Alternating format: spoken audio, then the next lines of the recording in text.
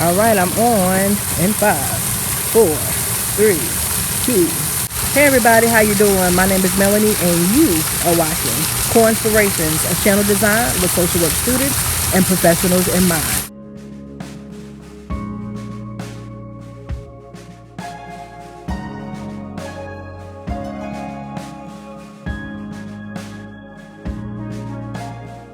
Today I'm going to be sharing some stress management tips for remote workers, for frontline staff and workers, as well as telehealth and mental health employees and staff within that field. If you're interested in hearing more about it, stay tuned. I'm going to share some tips for me, what's working for me, and things that I want to kind of implement more of. But this is real life. I'm not making this up from something I looked up. This is real life. So I wanted to just show, just be transparent in what I provide. Okay, discussion. I'm actually relaxing myself. I'm enjoying the water. It's the weekend, it's Sunday. And I just said, you know what? I know I normally, give you daytime light and all that. But really, this is my real life, actual, what I'm doing right now to help me de-stress. So for some of you all that do not know, I started a new role. I'm actually a therapist. I'm working in the clinical mental health sector. And I'm new to that role. Even though I offer over 17 years of experience in working with children and families in crisis, the clinical role is still very new for me.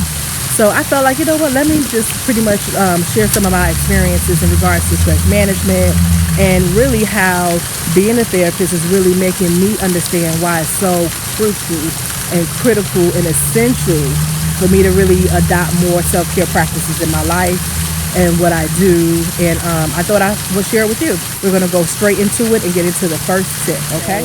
I would definitely have to say being patient is going to be such a really thing that you will need to adopt.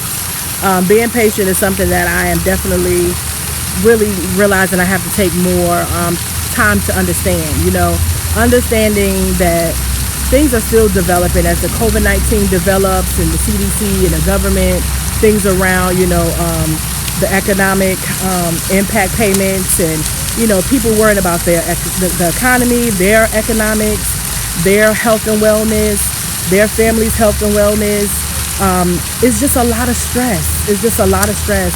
And to really start off this month for Mental Health Month, I figured I'm experiencing it. I'm sure you're experiencing it, and a lot of people are experiencing it.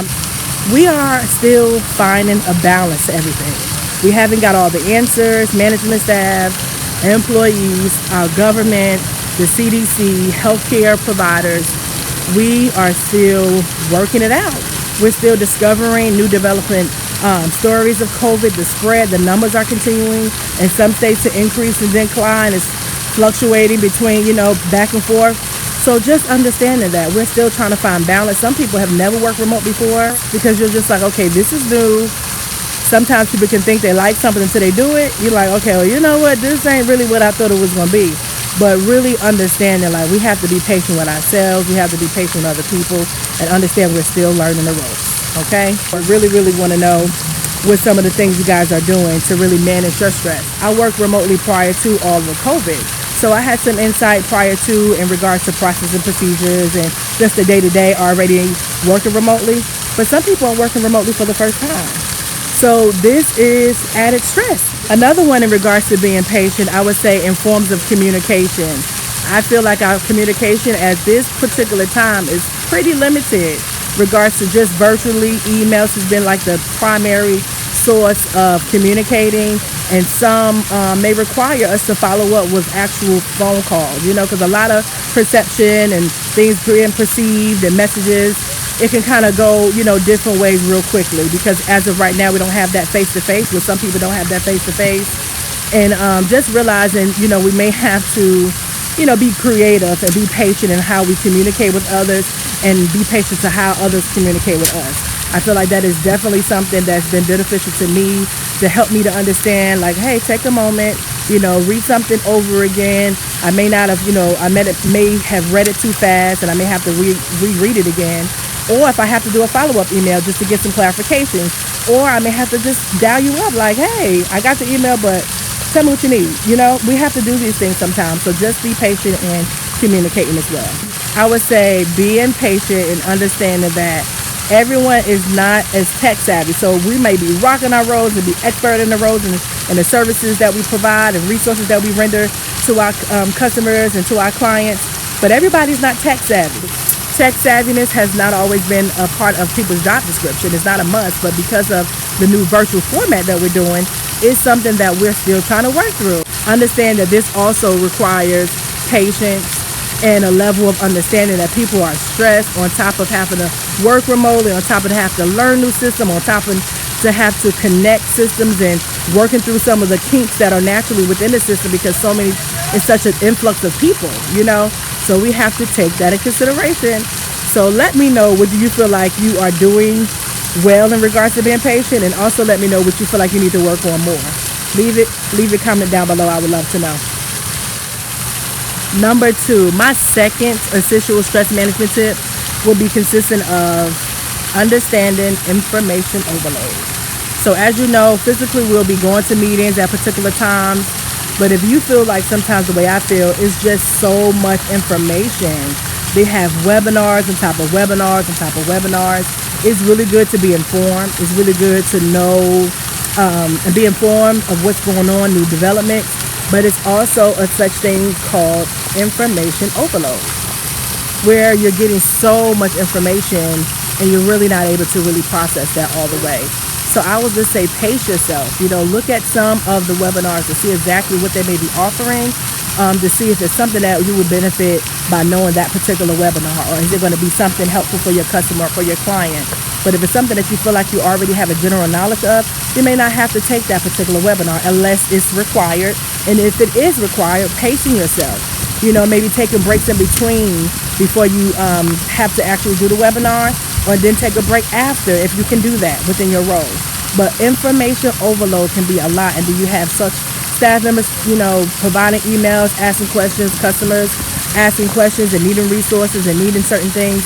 So just understand that in regards to understanding and managing your stress, you have to manage how you perceive information. And not even talking about just work-wise, also with everything developing with COVID and with people just trying to really get an understanding and adjust of everything. People have opinions and everyone's entitled to their opinion, but the information that you take in and digest, you have the right and you are entitled to how you take in and filter that. So I would definitely say filtering information is also essential, and managing your stress. My third stress management for remote staff, for people that are within the telehealth and mental health industry, you have to simply unplug. We have to unplug. It's so much that we're responsible for doing, knowing, showing up. It can become very, very stressful, and we have to be able to adopt self-care practices. So things are such as eating healthy and exercising, listening to music, taking time to read a book that you said, I'm gonna read this book, or I'm gonna read that book. Taking time to meditate, to read your word. I know one thing that I've really been finding strength in is Psalms 139. This really has encouraged me. Psalms 139 is something that has really near and dear to my heart. It's just one of those scriptures that I've really been meditating on. So you can look that up if that's what you want to do. There's just so many different things that we can do to really, manage our stress.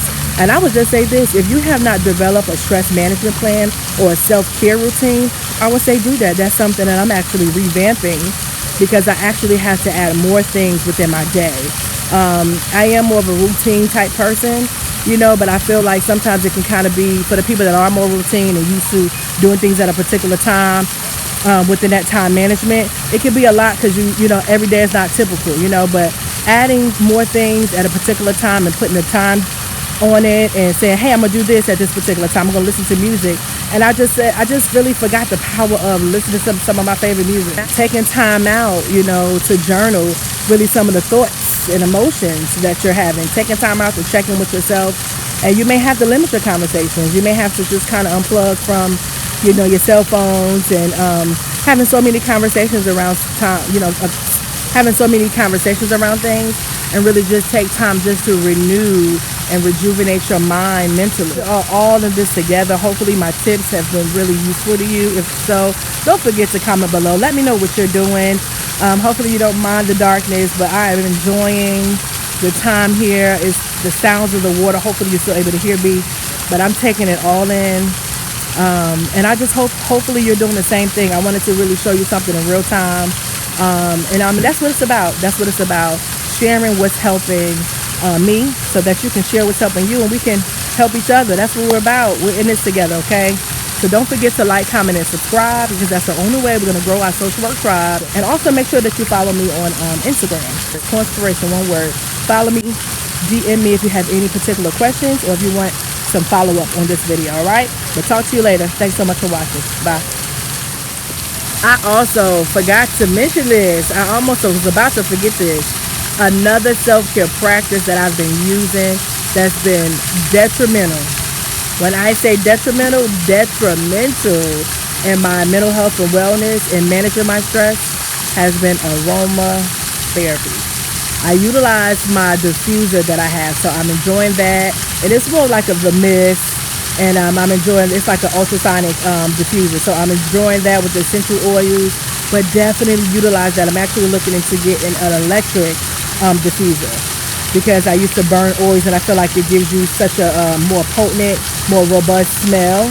So aromatherapy, things that smell, even on your body if you have that, but that's something I have really been utilizing, and I feel like it's been crucial in just calming my spirits and listening to sounds of water. Like I always say, I'm going to forever say that because that really helps me to remain calm. But yeah, just tell me, don't forget to tell me and share. This self-care segment of the channel is definitely interactive, so I'm just going to say that over and over again because I want you all to share what's working for you, okay? All right, I'll talk to you later. Bye.